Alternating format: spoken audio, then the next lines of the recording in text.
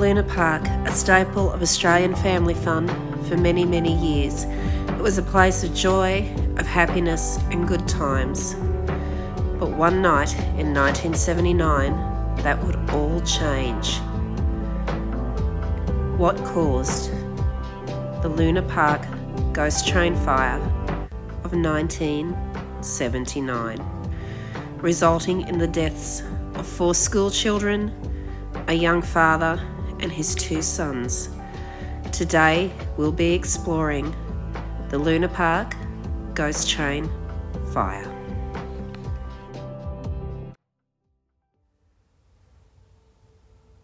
Hello everyone and welcome back to my channel, and welcome if you are new here.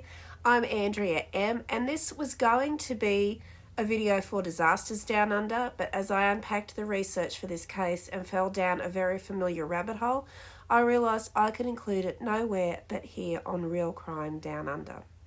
So as many of you know, I've been off for the last couple of weeks, as after 3 years of dodging it, COVID finally got me.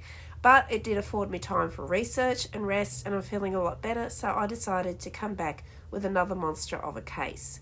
And if you're following many of my previous videos, there will be names and themes running through this case that you will instantly recognise. But before we unpack this tangled and charred web, may I please ask you to like this video, subscribe if you haven't done so already, and enable notifications so that you never miss a video, and leave a respectful comment concerning this case in the comments section below. I'd love to hear what you guys think, and also any suggestions you have for any other Australian cases that you would like me to cover here on Real Crime Down Under. It's truly subscribers like you who help creators like myself further our careers here on YouTube. And before I get any further into this case, I need to give a shout out to Alice and James of the Signal 2 podcast, which was one of the main forms of research that I used for this case. Also for the reporters from Channel 7, I watched a lot of news footage, and to the ABC for their documentary Exposed, the Sydney Luna Park Ghost Train Fire, and I will be providing links to all of my sources in the description box below if you would like to check them out for yourselves, because oh my god, there is so much that goes on in this case. And I'm going to have to let you guys know your blood is going to be boiling at some points. I'm also going to say I would also have a packet of tissues handy for some of this, the first half in particular. So with that out of the way, let's begin. And I do need to give a trigger warning for distressing content, as the first half of this case is extremely heavy and it does involve the passing of children. Without further ado, I give you the Luna Park Ghost Train Fire of 1979. So since 1935, the ghost train ride had been a staple at Luna Park. The train cars took riders through a labyrinthine tunnel where they were surprised by jump scares and other haunted house-style special effects. These effects were designed to cause confusion, and this also played a part in the tragedy on the night of July 9th, 1979, when witnesses at the park initially smelled smoke coming from the interior of the ride. Since the ghost train's usual attendant was not on duty for a while that night, the smell was initially dismissed as part of the ride. It was on this ride that 6 children and 1 adult would lose their lives. On a night that had begun filled with excitement, soon descended into panic, flames and tragedy. So, Luna Park sits on prime real estate at a place called Milson's Point in Sydney, and the real estate angle is important for later in this case, as it plays the major role in this tragedy, but I'll get to that as the case unfolds. So located directly on the waterfront with views of the bridge and the Opera House and close to the Sydney CBD. The land is state government owned and is classed as Crown land. So what this means, the land is leased out to companies and businesses who wish to operate there, as was the case in 1979. So Luna Park was and still is to this day a major tourist attraction with its many rides and carnival atmosphere. And it was this reputation as Sydney's fun capital that drew 5 young boys aged from 12 to 14 from Sydney's Waverley College and a young family from Warren in New South Wales to the park that cold night in June of 1979. The 5 friends from Waverley College were Richard Carroll, 13, Michael Johnson, 13, Jonathan Billings, 14, Seamus Rahili, 14, and the self-proclaimed hanger-onerer of the group, in his words, Jason Holman, who at the time was just 12. And they were a really great group of kids. They were never in trouble, and they were just the sweetest group of growing young men you could ever hope to find. Jonathan Billings was described as a caring and sensitive young boy. He would wake up in the morning early every day so that he could deliver a cup of tea to his parents in bed to start their day. He also had dreams of travelling to Africa when he grew up, and he wanted to shoot the animals there, but not with a gun, with a camera. Michael Johnson was described as a caring and protective young boy, especially when it came to his younger sister. He was highly intelligent and was just succeeding in life, and anything he tried he was good at. But he still remained humble and had a very, very sweet disposition, and he did not let any of his achievements go to his head. Seamus Rahili was described as quiet and caring, but he also loved his rugby league and was always up for giving anything a try. He was also known for having a very good moral compass, and he knew what was right and what was wrong, and he was also known for his ever-present smile and his kind nature. Richard Carroll was a happy boy who lived an idyllic life. His dad would describe him as a truly delightful child who adored his siblings. He was also an accomplished swimmer, and at only 13, as the handsomest of the lads, he was already quite a big hit with the ladies. And what you need to know is these are the 4 boys who would tragically perish in the fire. The younger friend, Jason Holman, would be the sole survivor of their friendship group and one of the main witnesses that terrible, terrible night. So a little bit about the 4 boys to begin. So the 4 boys grew up together in Sydney in the suburb of Vauclaw and were known as the 4 Amigos and were always having adventures together. Jason was in the year below the 4 boys, which put him in year 7, and the other 4 were in year 8. And Jason would go on to say that he would follow them around, and that was why he used to call himself the hanger-onerer of the group. But the 4 older boys didn't mind this a bit, and they always included young Jason in their adventures. So these are really good kids. They were nice kids, and they had their whole lives ahead of them. And as I said before, as we get further into this case, please keep in mind the character of these young men, and your blood is going to start boiling. I know mine did, and it still is. So on the night in question, this was also the first time that the boys had been allowed out on their own, and after much nagging of their parents, they were allowed to go, but they had to stay together and take care of each other. They also had other stipulations on the big day, stipulations that had to be met prior to their big debut, and that included going to play their rugby game in the morning. They were to spend time with family in the afternoon, which they all did, and before they were allowed to go on their first night out as responsible young adults, they were asked to attend Saturday night mass early in the evening. They did, and then it was on. Almost bursting with excitement, the boys make their way to Milsons Point and Luna Park. So this would mean they first took a bus, which would have been pretty exciting, I would imagine, anyway. And then they took the ferry. They would see the lights of the harbour shining. They would hear the sounds of excitement emanating from Luna Park, and their excitement was growing as they drew closer to the destination. Also making their way to the park for the first time were husband and wife John and Jenny Godson, and their 2 young children, Damien aged 6 and Craig aged 4. Jenny and John married when Jenny was just 17, and she had been drawn to John's gentle and caring nature. Not long after, Damien had been born, followed by little Craig. Jenny would go on to describe Damien as a funny, outgoing and cheeky child, while Craig was more of a quiet observer who liked to sit back and take everything in. And John and Jenny just adored their 2 boys, and they loved being parents.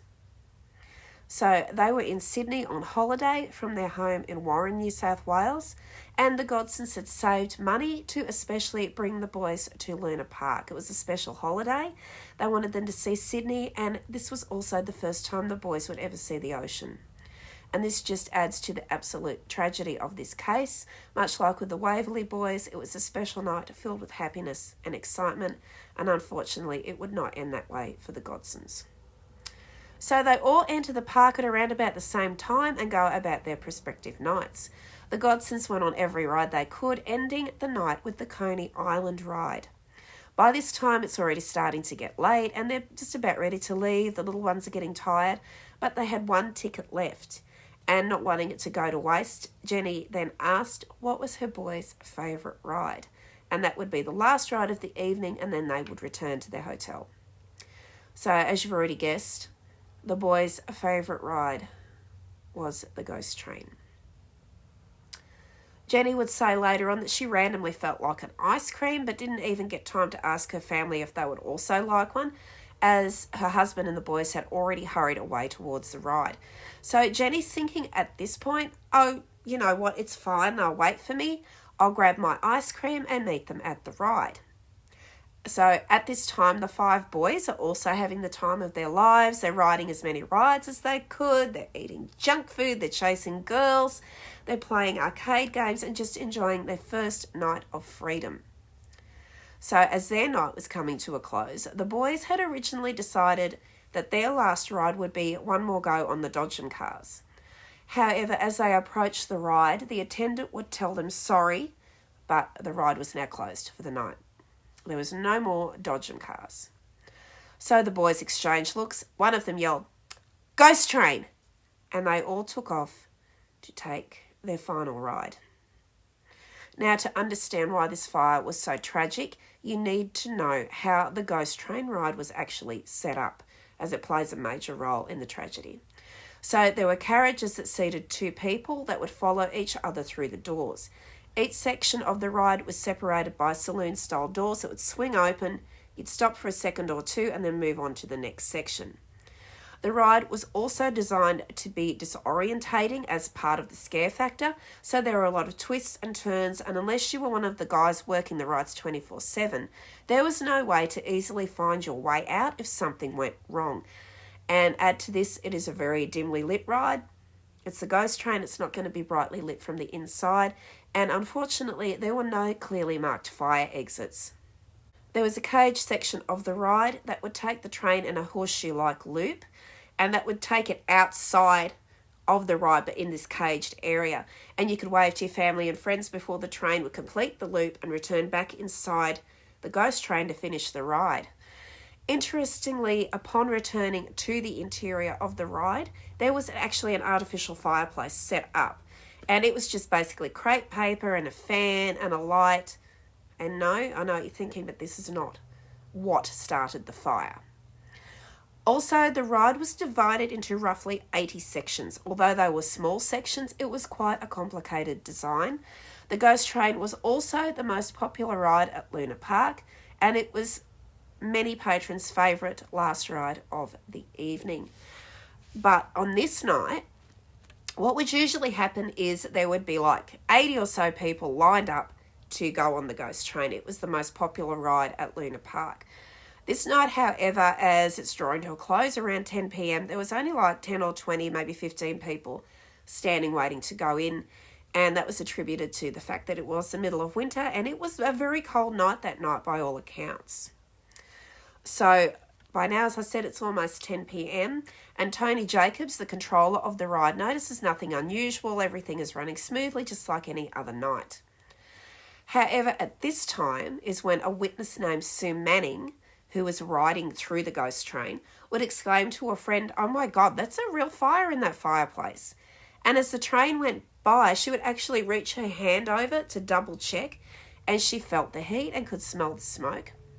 There were other multiple witnesses who would also say they noticed the fire was real, but at this point they thought that maybe it was just a part of the ride because it was actually in a fireplace, and by this point it was small and it actually did look contained. But as any firefighter will tell you, to grow, a fire needs 3 elements: heat, oxygen, and fuel. And the ghost train had all three in spades. Each time the doors would open from the outside loop, oxygen would flood in and it would stoke the flames. The ride was also constructed of wood, so that made for the fuel, and the room was very, very small where the fire was breaking out, and that would allow to the build-up of heat. Add to this panic and disorientation, and you have every element for a perfect disaster. So the first few passengers are disembarking, and nobody says anything about the fire because at this point they all thought it was part of the ride, but years later they would all say they wish they'd said something at that point. But honestly, they really weren't to know, and most of these passengers, you have to think, were young teens and 20-somethings.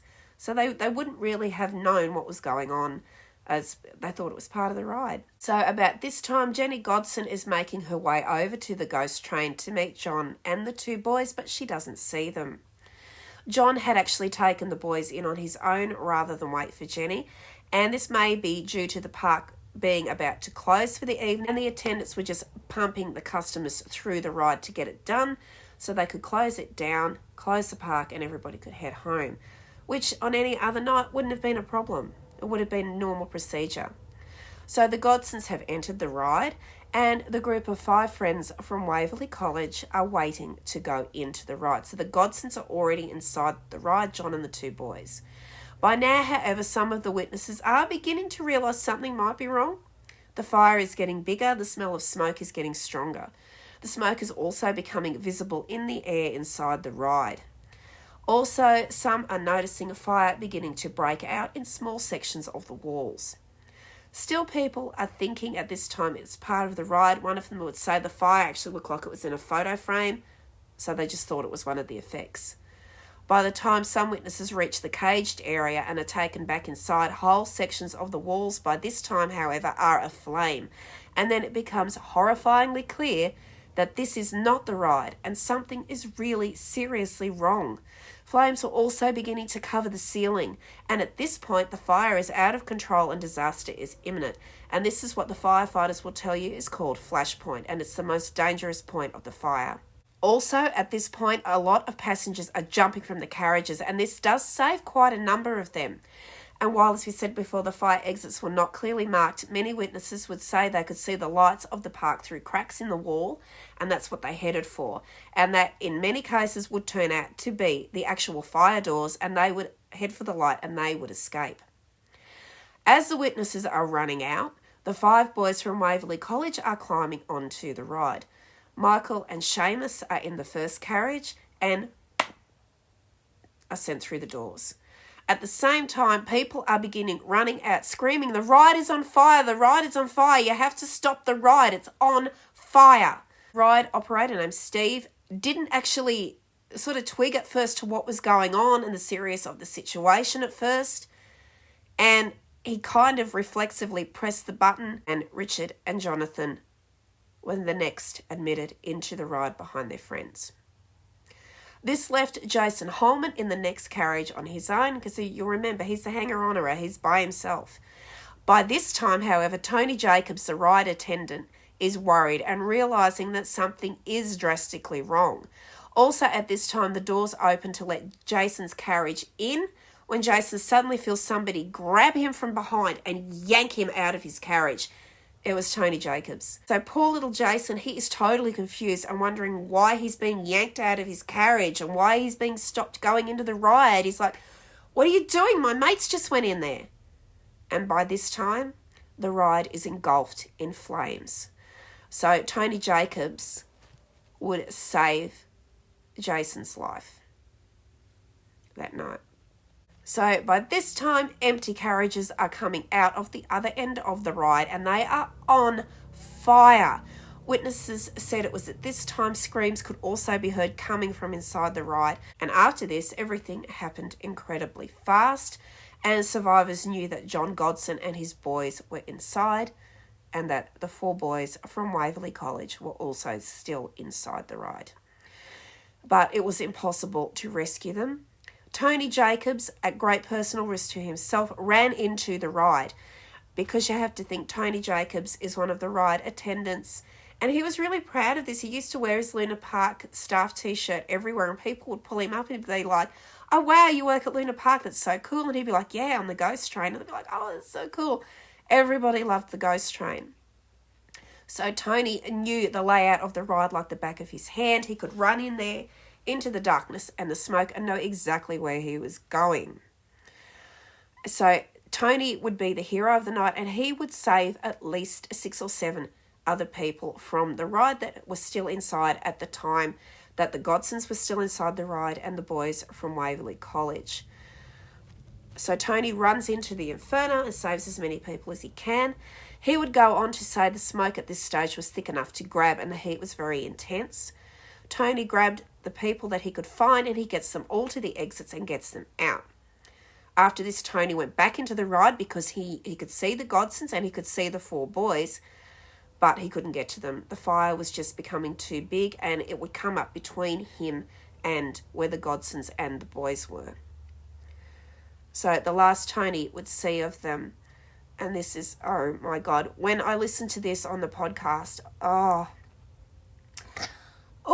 and it's getting me now. I had to take a break. I had to take a break and take a breath after this. So prepare yourselves. The last Tony would see of them, he would see John Godson trying to shield his children from the fire. Tony narrowly made it out of the ride before something exploded and the sound of something collapsing could be heard from within the ride. So meanwhile, Jenny Godson was watching from outside in absolute horror. The one question in her mind is, why didn't they wait for me? And that still haunts Jenny Godson to this day. Screams are still being heard from inside the ride, and then there is a massive explosion and the screams fall silent. Anyone still trapped within the ride had no chance of survival. And what of Jason Holman? Jason Holman is 12 years old and watching this carnage unfurl with... I said this case was hard. Oh my goodness. With his 4 best mates still inside the ride. Jason was absolutely terrified, and it would come out later on that he was so frightened that he actually wet his pants at 12 years old. And for a 12-year-old who had been included in this group, these boys were his idols. I mean, he loved these boys so much. They were like big brothers to him. And he's standing there hearing them scream inside this ride that is on fire. And you remember the boys, this was their first night out without their parents. Jason's standing there. He's all alone. He's got nobody to help him. And he's standing there in absolute horror, knowing his friends are dying inside the ride. So the firefighters finally arrived on the scene, and many would go on to say it was without a doubt at that point the worst fire they had ever seen. And add to this, low water pressure was making the use of the fire hoses difficult, and they had to end up actually pumping water from Sydney Harbour in an attempt to put the inferno out. Due to the size and the intensity of the blaze, there was no chance that the firefighters could have entered the structure to even attempt to save anyone who was still left inside. And at this point, the police finally realised Jenny Godson is in need of some aid, but that's all they gave her. They gave her some aid. Jenny Godson was led away from the ride and left on her own on a set of steps that lead up to the park. And that was where she was left. And while her family perished inside the ride, she is just left there on her own.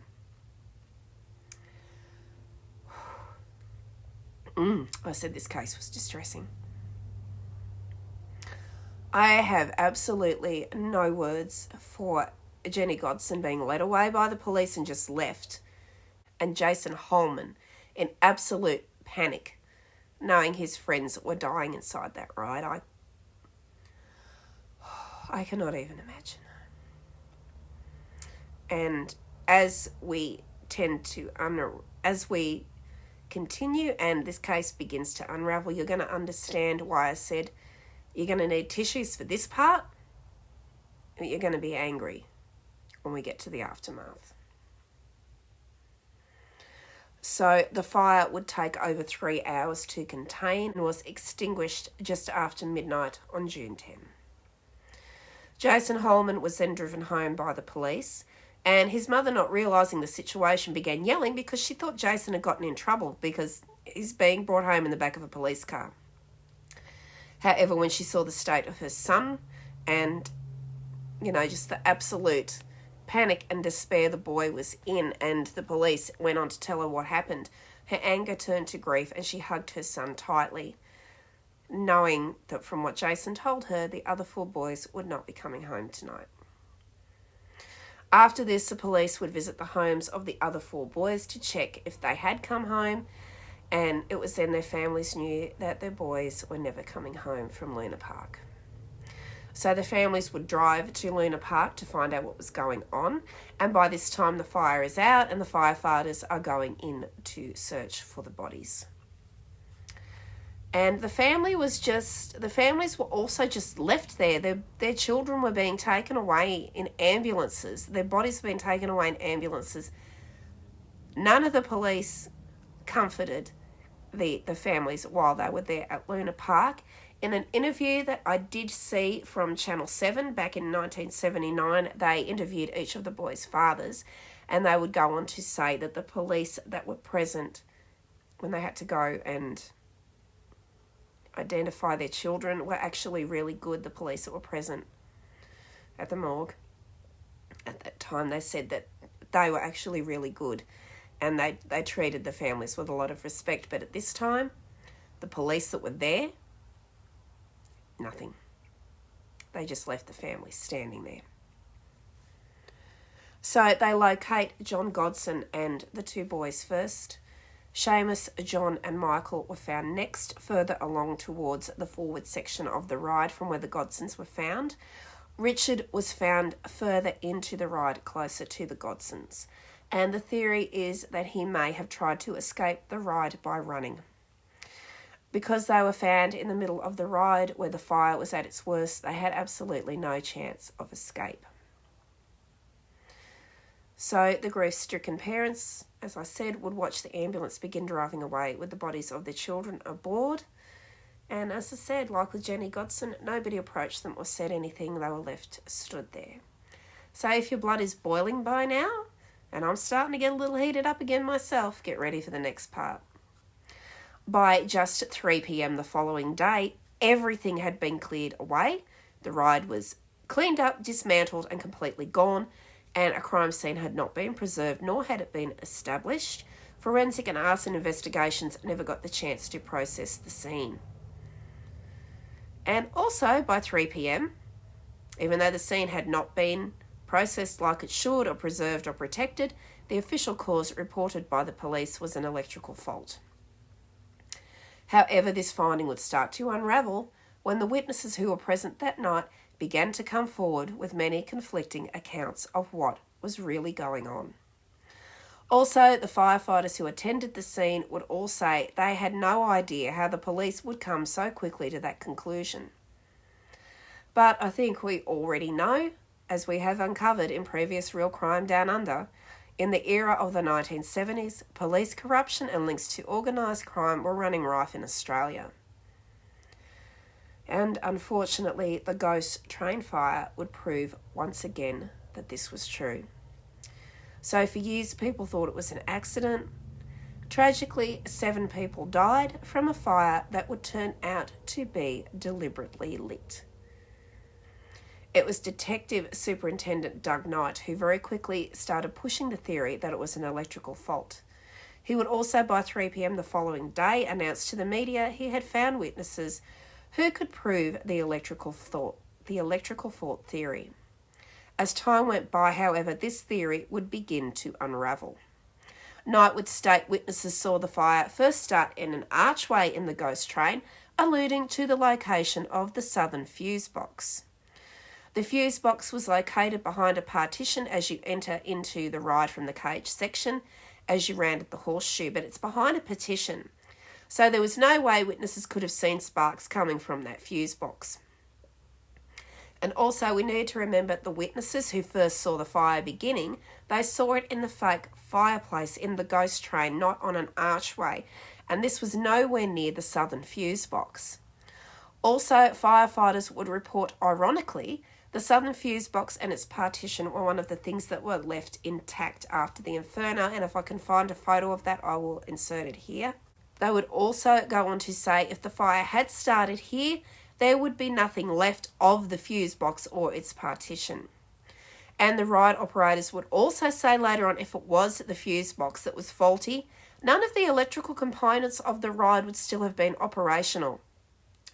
The lights were still on, the controls to the carriages were still working, the doors were still opening, the music and the sound effects were all still working, even as the inferno spread. Because you've got to remember, the carriages are coming out the other end and they're on fire. And had the fire begun in the fuse box, none of this would have remained operational. So Tony Jacobs would also go on to say, as he grabbed a fire extinguisher and ran into the ride to try and save people, he turned the main lights on so that he could see better. And he would even say if the fire had started in the fuse box, the lights would not have worked. They would just not have come on at all. So with no time to properly investigate, within 9 hours, the scene is cleared and everything is taken away and destroyed, and Luna Park is shut down. By August of that year, the coroner's inquiry began. 20 to 30 witnesses were subpoenaed to appear at the inquiry. However, none were called to the stand.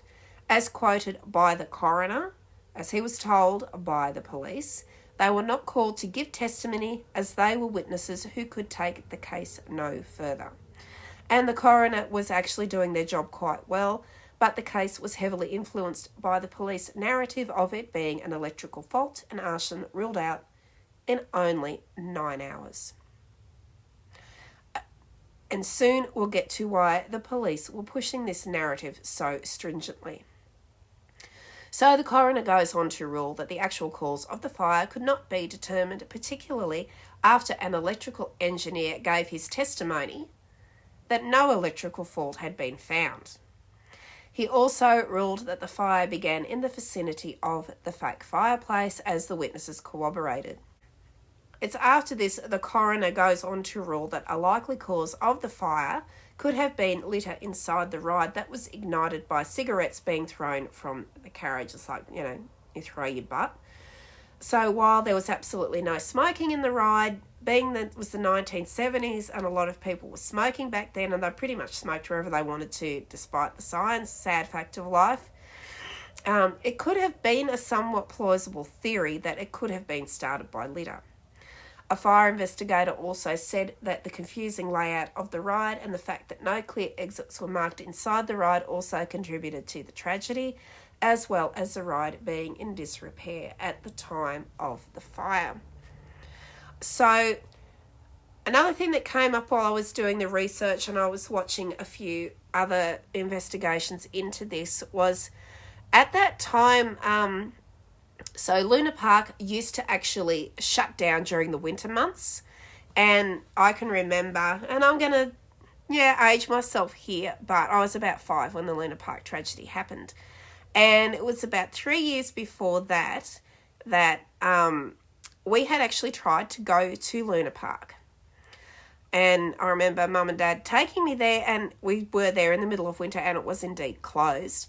I wish I still had the photo because we actually got a photo of us standing in front of the big scary clown face.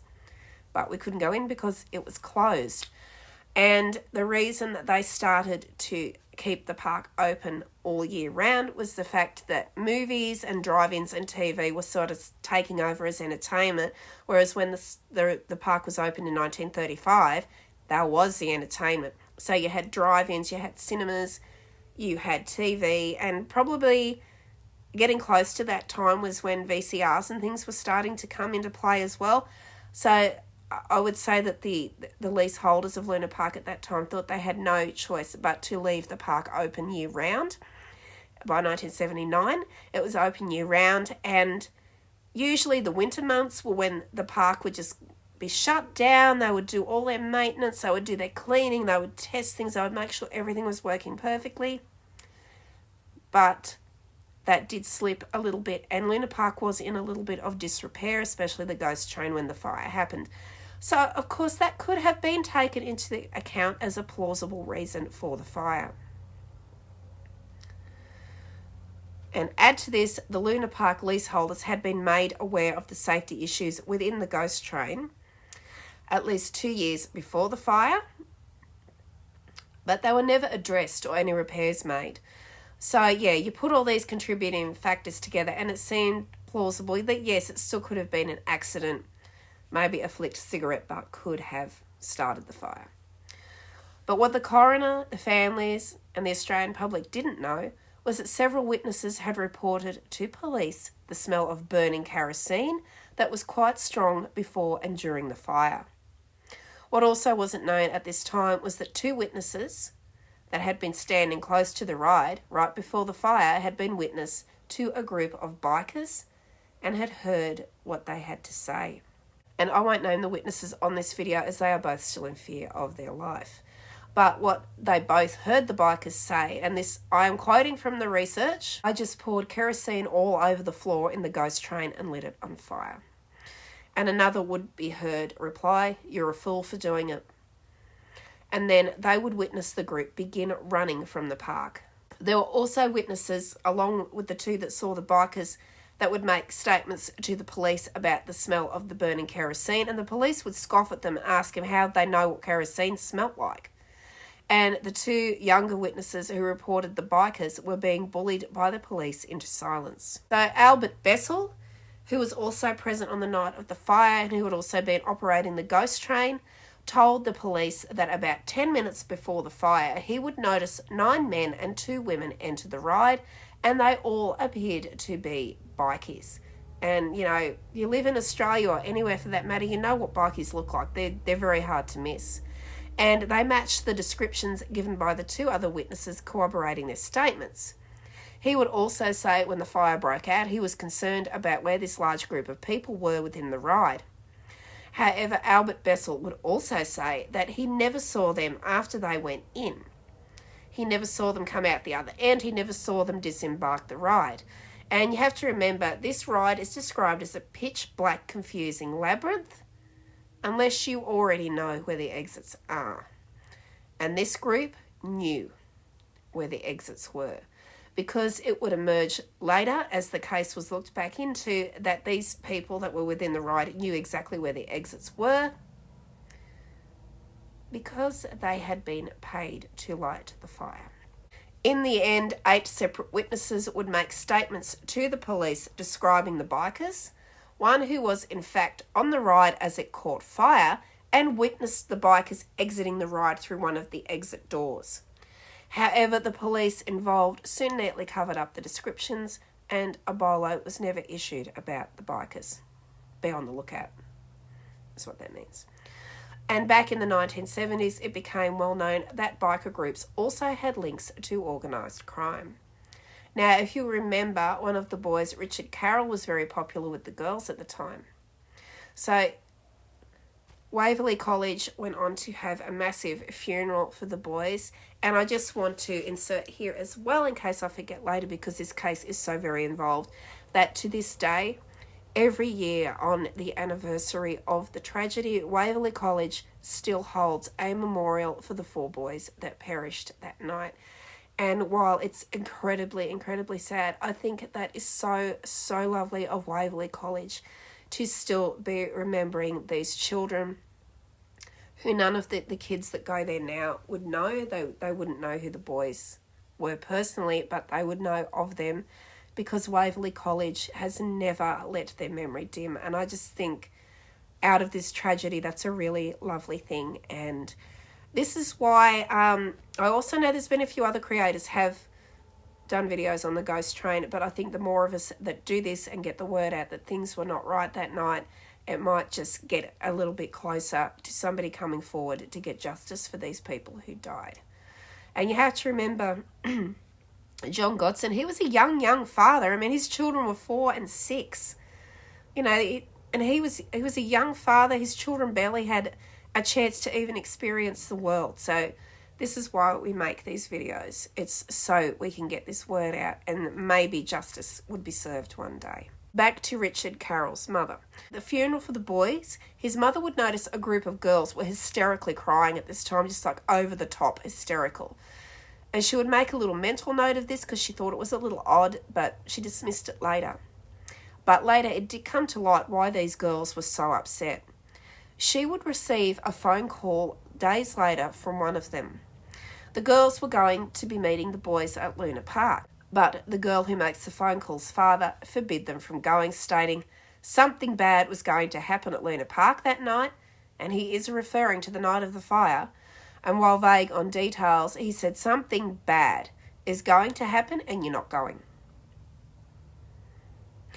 This man was known as Jack Rooklyn, and he was involved in fraudulent business dealings and was linked to the mafia, in particular the Genovese crime family. He was also linked to the drug trade and was named into royal commissions, and he was also instrumental in bringing amusement park attractions into Australia, and was also known for trading in other amusements such as poker machines and gambling. He was also known for bribing public officials. It was also well known that Jack Rooklyn had also in earlier years offered Superintendent Knight, who was the policeman present at the park the night of the fire, the cop who was overseeing the whole Luna Park tragedy, employment in the gambling industry years before. So they were well known to each other. And Superintendent Knight was also known as a fixer, which meant he could clean up a mess made by his criminal associates, and he was known for cover-ups and witness intimidation. He was joined on the night of the fire by another fixer, Assistant Commissioner Jim Black, and he was also known for a level of corruption that far exceeded Knight's. A report into police corruption in 1981 stated that both Black and Knight were being paid off by Rooklyn. Also on the scene, and also being paid off by Rooklyn, was the most corrupt officer of the three and the highest ranking, Bill Allen. It has been said that he would not just be capable of covering up and of bribery, but suspected of murder itself. And I don't think he was actually ever found guilty. I haven't looked further into Bill Allen, but he was known as a very bad cop, and a lot of the cops that were under him in the police force at the time were quite afraid of him and just didn't want to be on his radar at all. So not that Bill Allen was ever found guilty of anything, as far as I'm aware of at the moment. It was greatly suspected that he could be at least capable of it. It was also the fact that the three of Sydney's most corrupt officers were involved in the ghost train fire, and it led to the belief that the fire was not an accident. So it was also the fact that three of Sydney's most corrupt officers were involved with the ghost train fire. They were like leading the investigation into it. They were there that night, and that was what was leading to the belief that the fire was not an accident, because these guys were fixers and they knew how to cover things up. And this led eventually to the growing belief that the fire had been set to ruin Luna Park, shut it down and redevelop the land for a crap ton of money. After the fire, everything's been cleared away, people are starting to rebuild their lives, and Luna Park is shut down for at least a little while after the fire. And they're trying to figure out, like, the government are trying to figure out what they want to do with it. At that time, they still wanted to lease it as an amusement park for Sydney. Because, after a tragedy like that, you need to rebuild, and, you need something to bring people joy again and to remember the feeling that the park had before the fire. So, in the meantime, a bid for the tender of Luna Park was actually put in by the Grundy Corporation. They were going to make it over, and they were going to restore it to its former glory, new rides and new attractions. And at this point, the Grundy Corporation were told that they had the tender, but it was rejected at the last minute for an unspecified reason, and the government called for new tenders. New tender was won by a company called Harbourside Amusements, who at first did promise to keep the park as it was and rebuild it. However, they didn't keep their promises and they began auctioning off all the remaining equipment, the original artworks that was still there from 1935 and from the 70s, basically getting rid of everything associated with Luna Park. The park was actually shut down for a number of years while this was going on. So it's around now we see the added involvement of Abe Saffron, who had links to the mafia, as we saw with Rooklyn. Saffron was also known as Mr. Sin, as he was also the owner of seedy bars and strip clubs in King's Cross at the time. And this was in the area known as the Golden Mile, or if you're from Sydney, you will also know that it's known as Darlinghurst Road. And for those of you who don't know, King's Cross is like the red light area of Sydney, at least it was back then, and I think it kind of still is. A dubious title that, does still stand to this day. So Abe Saffron was also known as the King of the Cross. King's Cross was also a known hangout for several biker clubs at this time. Saffron was known to have bought police and paid millions of dollars in bribes. He was also known, and this is important for later, for committing arson to cover up real estate fraud. It was also known several of the fires involving Saffron's businesses were lit using kerosene, just like in the ghost train. And it was always found to be in the bars and the strip clubs that burned that Saffron was financially invested in. However, because he had the police in his pocket, he was at this time untouchable, and if it couldn't be proved that he was behind the fires, he would go on to collect a lot of money from the insurance company on the payouts from the insurance placed on the properties. Rumours then began to circulate that Saffron could have been involved in the ghost train fire, but as he was untouchable, he was never questioned or charged at the time. So how did they make this link between Abe Saffron and Luna Park? And how do Harbourside Amusements come into all this? I'm going to tell you that right now. The company was owned on paper by two brothers by the name of Goldstein, who just happened to be Abe Saffron's cousins. And add to this, another man named Sam Calper was in control of the money involved in Harbourside Amusements, and he also just happened to be Abe Saffron's nephew. So basically they had their names on the paper to keep Abe Saffron's name out of it. Sam Calper was also a part of the trust managing Abe Saffron's money, and as you can see, it's a very messy, evil and tangled web. So they then didn't keep to their promises and they flood the park with poker machines, and the revenue goes right into the trust that Sam Calper was managing for Abe Saffron and right into Abe Saffron's pocket. So things had worked out at this point exactly as Abe Saffron wanted. What he didn't know was there was the New South Wales Police Licensing Unit looking into the connection between Saffron and the Harbourside Group. At the end of the licensing unit's inquiry, they were quoted as having said, "There appeared to be a determined effort to hide the true business and family involvement of Saffron in this company."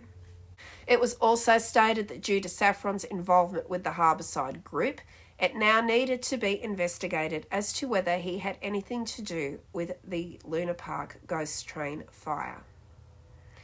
Steve Bullock, one of the licensing unit's investigators, would go on to say years later, "I still stand behind everything I wrote and my hard work," and that he believed 100% that Abe Saffron was involved in the fire, but he did say that he didn't think he was the only one.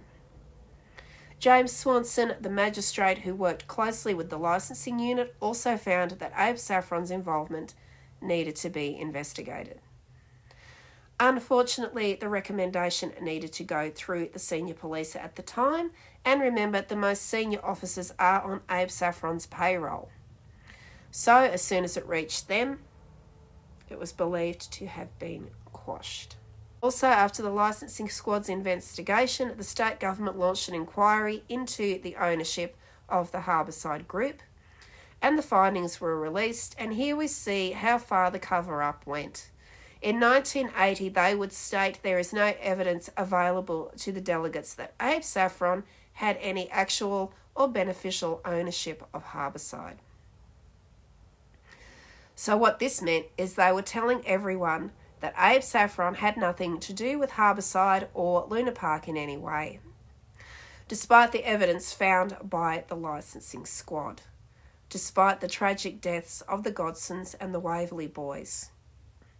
It was all swept under the rug and covered up, and I will say allegedly, because still to this day they have not charged anybody with this fire or with any involvement, and I believe Abe Saffron and a lot of the people that were involved have passed on since then. So at this point, nothing much has happened concerning the fire for almost 40 years, and unfortunately people are kind of starting to forget about it a little bit. The generations are coming and going, but Jason Holman is still alive. And this comes up on the compelling, and I urge you guys to go watch it, series that the ABC investigated into the exposed the Sydney Ghost Train fire. This comes up on the documentary, so you can see this actually happen. So Jason Holman, the boy who survived due to the quick action of Tony Jacobs, would recently receive a phone call from none other than a biker who was at Luna Park the night of the fire. And according to the Signal 2 podcast I listened to and the ABC documentary, it was around the time that the documentary was airing, Jason received the phone call from the biker. The biker would then go on to meet Jason at a barbecue, and he would tell Jason to his face, first hand to Jason's face, it was Abe Saffron who gave the bikies the order to burn down the ghost train.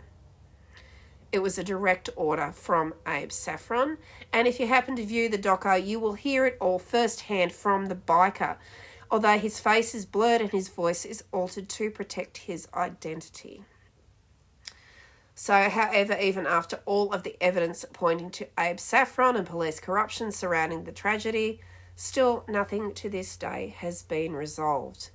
In 2021, there was a push to open a new coronial inquiry into the fire, but there's no information to hand at this stage if it's still going ahead or if it's still in the works.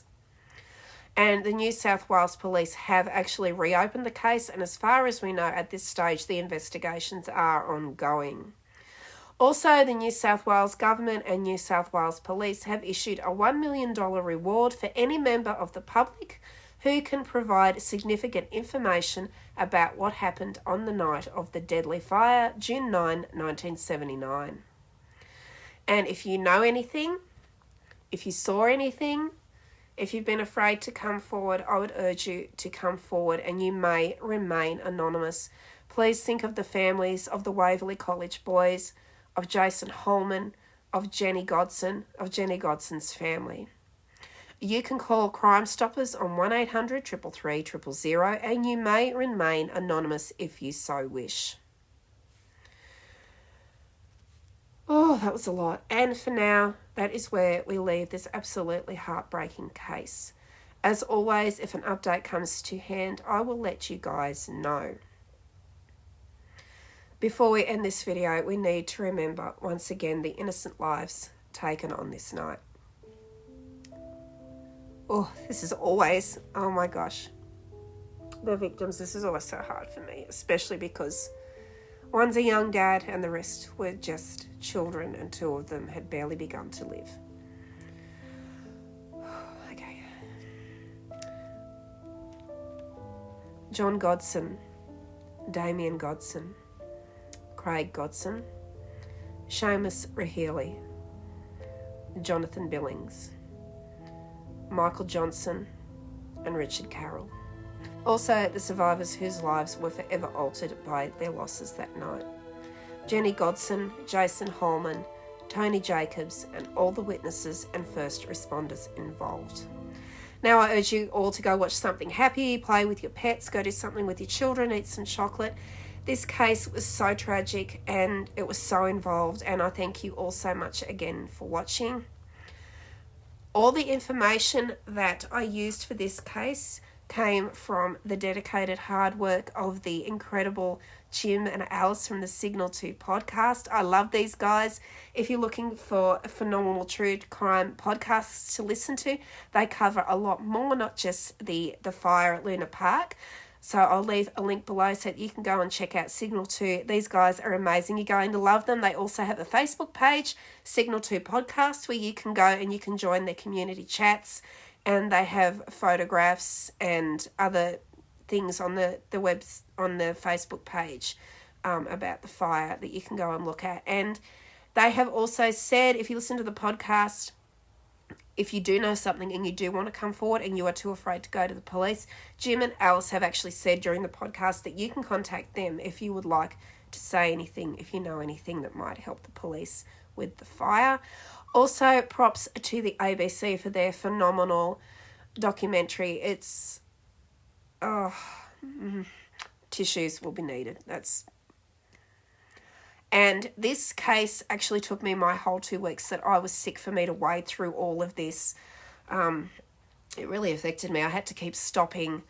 As sick as I was in tears a lot. So I had to just keep stopping, and I'd have to just take a breather, go do some crocheting, watch something funny on YouTube or a funny video or something in the process of making this video, because wow, it was a lot. It was a lot for me, especially because there were children involved, and I can remember as a child wanting so much to go to Luna Park. And when we were actually there, I can still remember that you could see all the rides and things through the gates, even though the park was closed, and the ghost train was right there. So yeah, it's hit home for me. I was actually born in Sydney, so this has been a lot for me to actually take in. And you know, I was 5 at the time of the fire. If we'd have been in Sydney, who knows, we could have even been there that night. So it was lucky that we moved back to Grafton when I was only a few months old. But yeah, we had been back to Sydney on holiday, and I'd always wanted to go to Luna Park. I still would like to go, even if it was just to go and lay some flowers there at the memorial for the boys and for the Godsons. Yeah, I really would still like to go to Luna Park in spite of all this, because they've rebuilt the park and it's fully operational and beautiful again. So please, if you haven't been to Luna Park and you want to go, don't let this story stop you. But while you're there, just remember the boys and John Godson and his sons. So coming up, now that I'm well and I'm back from the dead with COVID, we have a new paranormal investigation coming this weekend, so please stay tuned for that. And Bianca, oh my God, bless her soul, she's the best bestie and executive producer in the world. She has a lineup of cases that she's been sourcing for me while I was sick. She's helping me with research. She's been an absolute gem. So we have a lot of cases coming for you over the different videos that I do with Real Crime Down Under, Missing Down Under, Disasters Down Under, Unsolved Down Under, and a few fun things for the Oz Files as well, just to lighten the mood a little bit. I think I'm going to do like a funny legends video next, just so we can all get over this one, because this was a lot. So it's great to be back with you all again. Thank you so much, everybody who sent me well wishes while I was sick. It was so appreciated. I love you so much. Go have a good week. Like I said, play with your dogs, play with your kids, have a lovely family dinner, just hold your loved ones close, and please, everybody, take care. I really don't want any of my subscribers to end up on one of my videos. That would break my heart. So please take care, everybody. Stay safe. And I hope to see you all again when I'm back here with my next video, which will be soon. Love you all so much. Bye.